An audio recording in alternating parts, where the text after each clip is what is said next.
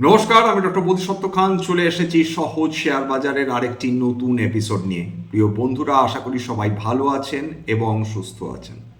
এখন তো দুটোই প্রশ্ন, বাজার কি কাঁদিয়ে ছাড়বে আমাদের, এবং যুদ্ধ ও তেল কোন দিকে গড়াচ্ছে। সব ধরনের অ্যাসেট, পৃথিবীতে যত ধরনের অ্যাসেট রয়েছে যেগুলো অত্যন্ত শক্তিশালী, সেটা রিয়েল এস্টেট বলুন, সোনা বলুন, রূপো বলুন, আমেরিকান বন্ড বলুন, সমস্ত কিছু কাঁদিয়ে ছাড়ছে শেয়ার বাজারের পাশাপাশি। এই মুহূর্তে এমন কোনো অ্যাসেট আছে যেটা অপেক্ষাকৃতভাবে সেফ? সেফটি তো একটা পারসেপশন। রিয়েল এস্টেটে বাজার পড়ছে, তেলের দাম বৃদ্ধি পেলে, ইনফ্লেশনের ভয় তীব্র হলে রিয়েল এস্টেটের প্রতি বিনিয়োগকারীদের আকর্ষণ কমে যায়। বন্ড অর্থাৎ আমেরিকান বন্ডস, বিগত কয়েকদিন ধরে খেয়াল করে দেখেছেন কি সাংঘাতিক পতন এসেছে বন্ডে, অর্থাৎ ইল্ড হাই হয়েছে। যত যুদ্ধ এগোবে তত বন্ড ইল্ড হাই হওয়ার সম্ভাবনা বেশি, অর্থাৎ বিনিয়োগকারীরা বন্ড বিক্রি করছেন। হ্যাঁ, এটা ঘটনা। বন্ড ইল্ড যত বেশি হবে তত ভারতবর্ষ থেকে ফরেন ইনস্টিটিউশনাল ইনভেস্টার্সরা তারা শেয়ার বিক্রি করে দিয়ে আমেরিকার বন্ড বাজারে ইনভেস্ট করবেন। সোনা বিগত এক সপ্তাহে প্রায় 11.2% পতন হয়েছে। ঠিক শুনেছেন, সোনার দামে 11.2% পতন হয়েছে। শেয়ার মার্কেটের হাল তো আপনারা দেখেই চলেছেন। এমন তো অবস্থায় যারা বিনিয়োগকারী তাদের মধ্যে তো এই দ্বন্দ্ব রয়েছে, এই ভীতি রয়েছে, এই আশঙ্কা রয়েছে যে বাজার কি একেবারে কোল্যাপস করে যাবে। একটু রঘুরাম রাজন, ফর্মার যিনি আরবিআই গভর্নর ছিলেন, তার কিছু বক্তব্য আপনাদের সামনে তুলে ধরব। যে যুদ্ধের কারণে ভারতীয় শেয়ার বাজার লাগাতার পতন দেখে চলেছে। তেলের দাম $115 কাছাকাছি, ব্রেন্ট ক্রুড $115 প্রতি ব্যারেলের কাছাকাছি ট্রেড করছে। যুদ্ধ যখনই আসে তখন তেলের দাম বৃদ্ধি হয়।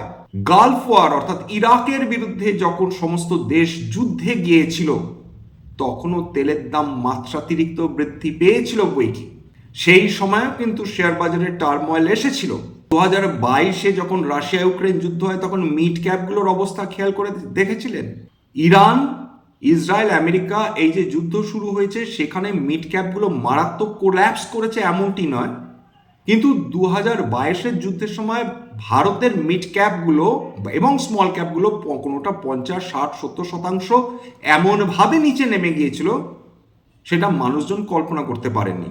2024 থেকে 2026-এর নিফটির রিটার্ন যদি দেখেন প্র্যাকটিক্যালি জিরো, অর্থাৎ 2024-এ সেই যে 26,000 ক্রস করেছিল তারপর থেকে এখনো অবধি নিফটি কোনো পজিটিভ রিটার্ন দিয়েছে? উত্তর হচ্ছে না, দেয়নি।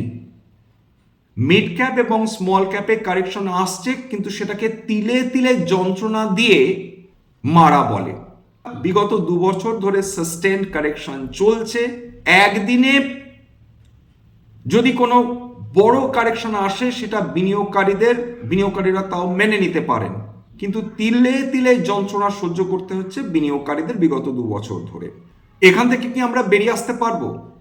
এইখানে রয়েছে ধৈর্যের পরীক্ষা। যদি 2 বছর ধরে মানুষ এই যন্ত্রণা সহ্য করতে পারেন এবং যারা সেই যন্ত্রণা সহ্য করে এখনো শেয়ার বাজারে টিকে গিয়েছেন তারা নিঃসন্দেহে টিকে থাকবার মানুষ বটে এবং তারা টেকবার জন্যই এসেছে। এই 20 বছরে কটা যুদ্ধ দেখেছি, কটা ইকোনমিক ক্রাইসিস দেখেছি, কতবার মার্কেটে কারেকশন এসেছে? বহুবার এসেছে। কখনো 60 থেকে 65% এসেছে। সাবপ্রাইম ক্রাইসিসের সময় খেয়াল করে দেখুন, কোভিডের সময় 40% কারেকশন দেখেছি, ডিমনিটাইজেশনের সময় আমরা কারেকশন দেখেছি, বিভিন্ন ধরনের যুদ্ধে আমরা কারেকশন দেখেছি এবং ঠিক মার্কেট কিন্তু রিকভার করে গিয়েছে। কেউ যদি 2020-তে লকডাউনের সময় সমস্ত শেয়ার বিক্রি করে বেরিয়ে চলে গিয়ে থাকেন, যখন মার্কেট মাত্র কয়েক মাসের মধ্যে সর্বকালীন উচ্চতা ছুঁয়ে গেল, তখন তারা বাজারে ফিরতে পেরেছিলেন? মূল উদ্দেশ্যটাই কিন্তু, যদি সম্পদ সৃষ্টি করতে হয়, মূল উদ্দেশ্যটাই কিন্তু বাজারে টিকে থাকা, যেটাকে বলা হয় ডগেড টেনাসিটি। একটা কথাই আছে, স্যাঁকড়া টুকটাক কামারের একঘা। যখন বাজারে 10 থেকে 15% একদিনে কারেকশন আসে, সেটা কিন্তু কামারের একঘা, যন্ত্রণার সহ্য হয়ে যায়। কিন্তু স্যাঁকড়া টুকটাক দিনের পর দিন চলছে, সেইটা যন্ত্রণাটা অনেক বেশি, কিন্তু কোয়ালিটি প্রোডাক্ট তৈরি হয়। এই যে যন্ত্রণার আগুনে আমরা পুড়ছি, এর ফলে আমরা মানসিকভাবে আরো শক্তিশালী হয়ে উঠছি, এবং এই ধরনের সময় যত এগোবে, যত বাজারে কারেকশন ডিপেন্ড করবে, তত কিন্তু আমাদের সামনে অপরচুনিটিস তৈরি হবে। কোয়ালিটি কোম্পানিজ রিজনেবল ভ্যালুয়েশনে এই সময় তো অলরেডি বেশ কয়েকটা কোম্পানি রিজনেবল ভ্যালুয়েশনে চলে এসেছে, কিন্তু সেটা ভীষণ চিপ ভ্যালুয়েশনে ট্রেড করছে, এটা কেউ এখনো কিন্তু দাবি করবেন না, কিন্তু সময় আসবে। রঘুরাম রাজনের বক্তব্যটা ভীষণ স্পষ্ট। তিনি বলেছেন যে ভারত সরকারের এরকম ফিসকাল এলবো নেই যে তারা সেমি পার্মানেন্টলি তেলের দামকে সাবসিডাইজ করে যাবেন। এবং দ্বিতীয় গুরুত্বপূর্ণ কথা, তিনি বলেছেন ভারত সরকারের এরকম করা উচিতও নয়। অর্থাৎ তেলের দাম সাবসিডাইজ করা উচিত না, তেলের দাম বাড়ছে, অ্যালাউ করা উচিত, কনজিউমার্সরা ঘা খাবেন, এটা বাস্তব। কিন্তু সরকার যদি তেলের দাম সাবসিডাইজ করতে যায়, সেক্ষেত্রে যে সেক্টরগুলোতে মারাত্মক ডেভেলপমেন্টের প্রয়োজন রয়েছে, সেই সেক্টরগুলোর ডেভেলপমেন্ট একেবারে স্টলড হয়ে যাবে। এবং তিনি বলছেন যে তেলের দাম বৃদ্ধি পেতে পারে $150 অবধি। রঘুরাম রাজন বলছেন, কোনো সাধারণ মানুষ নয়। এই যুদ্ধ ত্বরান্বিত হলে আমাদের হাতে কিছু থাকবে না। মধ্যপ্রাচ্য থেকে যদি 20% তেল এবং গ্যাস বিশ্বের সাপ্লাই হয়ে থাকে, এবং এই মুহূর্তে বিশ্বে যদি 1/5 গ্যাস এবং তেল সাপ্লাই বন্ধ হয়ে গিয়ে থাকে, তাহলে কল্পনা করতে পারছেন কি যে কিভাবে সাপ্লাই সাইড ইনফ্লেশন বৃদ্ধি হচ্ছে, একই সঙ্গে ডিমান্ড সাইড ইনফ্লেশনও তৈরি হচ্ছে, দুটো একসঙ্গে মারাত্মক চাপ সৃষ্টি করছে বিভিন্ন অর্থনীতিকে। এই জিওপলিটিক্যাল জটিলতা আরো বেশি করে বৃদ্ধি হচ্ছে। যে ইউরোপীয় দেশগুলো, যাদের সঙ্গে ইরানের যুদ্ধের কোনো ধরনের সম্পর্কই নেই, তারা এখন বলছে আমরা আমেরিকাকে সমর্থন করব, পিসফুল সমর্থন, অর্থাৎ আমাদের যুদ্ধ যা থাকবে, কিন্তু আমরা ইরানকে কোনো কিছু করব না। এই ধরনের মিথ্যাচার তো বিগত 200-300 বছরের কলোনিয়াল ইতিহাসে আমরা দেখে চলেছি এবং এখনো দেখে চলছি। জিওপলিটিক্যাল টার্মোয়েল না থামলে, যেটা ইসরায়েল এবং আমেরিকা অ্যাগ্রাভেট করে চলেছে, ক্ষতিগ্রস্ত তো আমরা হয়ে চলেছি, যাদের সঙ্গে যুদ্ধের দূরের কোনো সম্পর্ক নেই, কিন্তু সাফার সবচেয়ে বেশি ভারতবর্ষ করবে। ভারতের অর্থনীতি এর ফলে কয়েকশো বিলিয়ন ডলারের ক্ষতি হবে। অলরেডি রঘুরাম রাজন একটা ডেটা দিয়েছেন, তার বক্তব্য অনুযায়ী যখনই প্রতি ব্যারেল তেলে $10 দাম বৃদ্ধি হয়, তখন ভারতের অর্থনীতিতে 0.5% ক্ষতি। তাহলে কল্পনা করে দেখুন যে $60 ফেব্রুয়ারির মাঝামাঝি থেকে এখন প্রায় $50 বৃদ্ধি হয়েছে তেলের দামে, ব্রেন্ট ক্রুডের কথা বলছি। $150 পৌঁছে যায়। ভারতবর্ষের জিডিপি কিভাবে আঘাতপ্রাপ্ত হতে পারে সেটা তো সহজেই অনুমেয়। কোনো অ্যাসেট এই মুহূর্তে সেফ নয়। যারা বিশেষজ্ঞ তারা একদম স্পষ্ট, এই ব্যাপার ভীষণ ক্লিয়ার। এক্সিস্টিং পোর্টফোলিও কি আপনারা রিশাফেল করবেন? বেশ করলেন, ধরে নিলাম যে সবাই হাতে থাকার শেয়ার বিক্রি করে দিয়ে চলে গেলেন। এবার একদিন ধরুন শুক্রবার, তর্কের খাতিরে বলছি, ধরুন কোনো একটি শুক্রবার সমস্ত শেয়ার বিক্রি করে ছেড়ে দিলেন। মাঝখানে শনিবার বা রবিবার ঘোষণা হয়ে গেল যে যুদ্ধ বন্ধ হয়ে গেল, ইরানও বলল যুদ্ধ বন্ধ, আমেরিকাও বলল যুদ্ধ বন্ধ। যদি সোমবার যদি গ্যাপ আপ ওপেনিং হয়, ধরতে পারবেন বাজারে? কোনো স্টককে ধরতে পারবেন? এক একটা স্টকে যে বিপুল পরিমাণ উত্থান হবে, সেক্ষেত্রে আপনি যে পোর্টফোলিওকে বাঁচাবার কথা ভেবেছিলেন, সেটা তো জলে চলে যাবে। রামদেব আগরওয়াল বলছেন যা আছে থাক, যা আছে থাক। মনীষ চোখানি তিনি বলছেন যা আছে থাক, ছেড়ে দিন, যেটা ওঠে সেটা নামেও বটে, যেটা নামে সেটা একটা না একটা সময় ওঠে। যদি আপনার পোর্টফোলিওতে কোয়ালিটি স্টকস থাকে সেটা বর্তমানে গোত্তা খাচ্ছে, কিন্তু সেটাকে যেরকম অ্যাজ ইট ইজ ছেড়ে দিন, এটা তাদের বক্তব্য।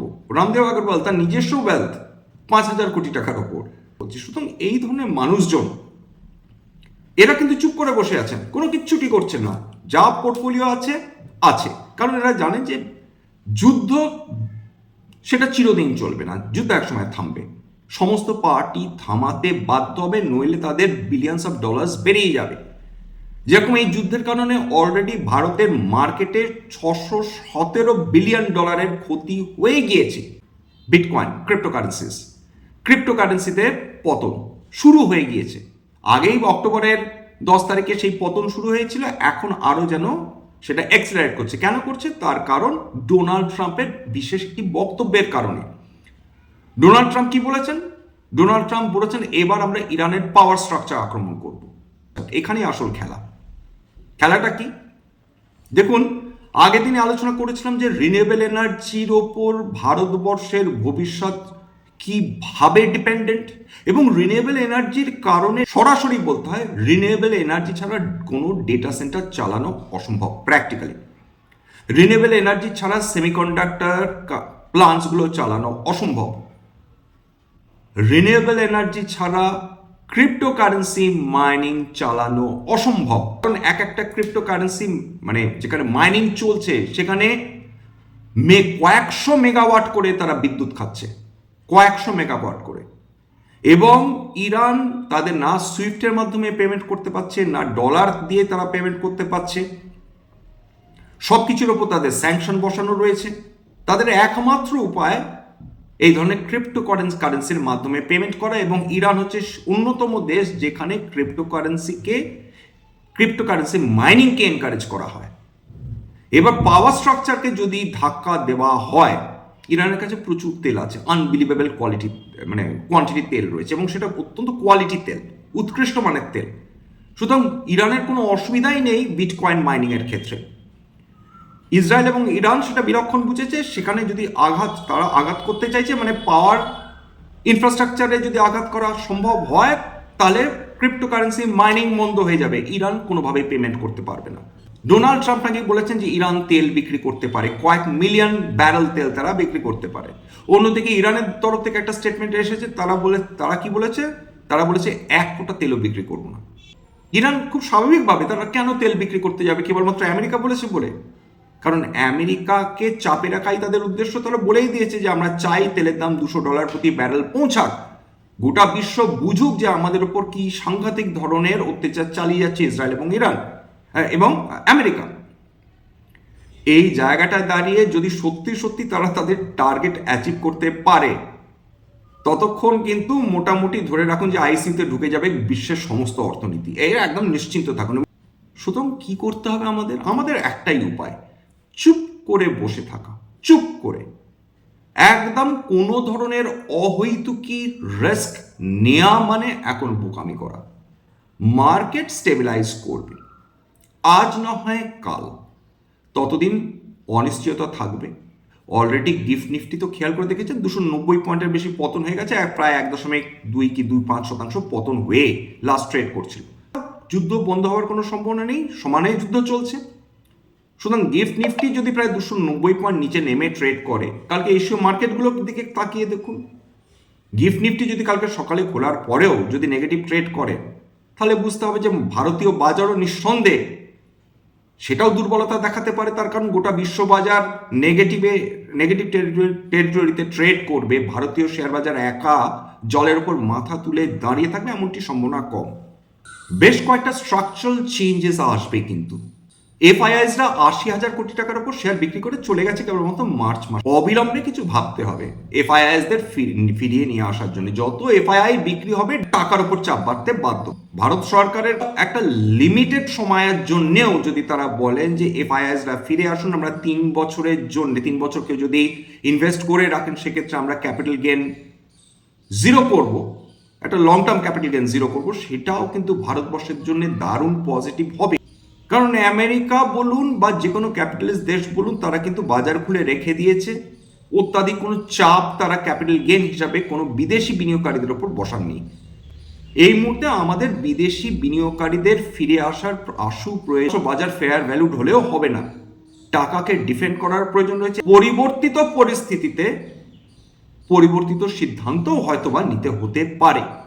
এখন স্ট্রাকচারাল চেঞ্জেস চলে আসবে যদি এই পেট্রোলিয়াম ক্রাইসিস আরো দীর্ঘায়িত হয়, হতেই হবে।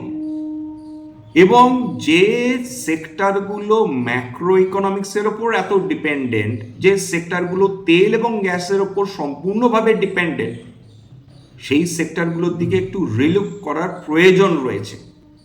সেই সেক্টরগুলোর দিকেও নজর আমাদের দেওয়া উচিত যারা তেল এবং গ্যাস ব্যতি রেখেও ভালো করতে সমর্থ। এলএনজি এলপিজি সাপ্লাই পাবো, এ ব্যাপারে কোনো সন্দেহ নেই, সাপ্লাই পাবো, কিন্তু কত দামে পাবো এটাও তো গুরুত্বপূর্ণ। আমেরিকা আমাদের এলএনজি সাপ্লাই করা শুরু করে দিয়েছে, ফাইন, খুব ভালো, কিন্তু কত দামে আমাদের বিক্রি করছে সেটা সমান গুরুত্বপূর্ণ। যদি বর্তমান মার্কেট রেটে আমেরিকা আমাদের এলএনজি বা এলপিজি বিক্রি করে, তার মানে আমরা পরিস্থিতির শিকার হলাম। রাশিয়ার কাছ থেকে আমরা তেল যে নেব, রাশিয়া কি সেই আর 2022 সালের দামে আমাদের দেবে? ইরানও তো আমাদের আন্তর্জাতিক মার্কেট রেট থেকে প্রায় 10 থেকে 12% ডিসকাউন্টে আমাদের তেল দিত, সেটাও তো আমরা নেওয়া বন্ধ করে দিয়েছি। যদি এই ধরনের এপিসোড আপনাদের ভালো লাগে, প্লিজ একটা লাইক দেবেন, প্লিজ সাবস্ক্রাইব করবেন, এবং যদি সত্যি মনে হয় আমার বাঙালি ভাই বোনদের জীবনে একটুখানি ভ্যালু অ্যাড করতে পেরেছি, প্লিজ নিজের গ্রুপে শেয়ার করে দেওয়ার চেষ্টা করবেন, যাতে বহু বাঙালি বিনিয়োগকারীর কাছে এই ধরনের এপিসোড পৌঁছে যায়। সবসময় আপনাদের সেবি রেজিস্টার্ড ইনভেস্টমেন্ট অ্যাডভাইজারের পরামর্শ নেওয়ার চেষ্টা করবেন। যদি আমার কথা শুনে যদি কোনো অ্যাসেটে বা শেয়ারে বিনিয়োগ করেন, ক্ষতির মুখোমুখি হতে পারেন। আজকের জন্য নমস্কার।